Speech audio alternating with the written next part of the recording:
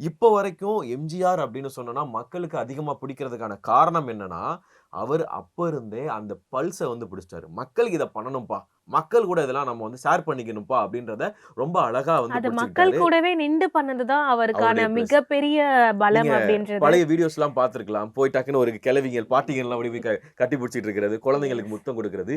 இப்ப கூட ஏதாவது ஒரு தலைவர்கள் ஒரு குழந்தைகிட்ட புடிச்சு, ஒரு கட்டி புடிச்சு முத்தம் குடுத்தாலும், ஒரு வயசானவங்க கூட உட்கார்ந்து பேசினாலும், அது வந்து ஆரம்பம் விதை போட்டது எம்ஜிஆரா தான் இருப்பாரு. ஏன்னா, கண்டிப்பா. அவர் வந்து கீழ் மட்டத்துல இருந்து தன்னுடைய வாழ்க்கைய வந்து வறுமை காலங்கள்ல இருந்து வந்தனால, அந்த ஒரு இது இருக்கும். ஆனா, விஜய் அவர்களுக்கு அப்பா என்னதான் சொன்னாலும், அப்பா வந்து ஒரு மிகப்பெரிய ஒரு டைரக்டர். டைரக்டரோட புள்ளையா இருந்து நடிப்பு, சினிமா அப்படின்றது புடிச்சு வந்திருக்கிறாரு. கண்டிப்பா. என்டர்டெயின்மென்ட் பேஸ்டா நான் இத பண்ண போறேன் அப்படின்னு சொல்லி வந்திருக்கிறாரு.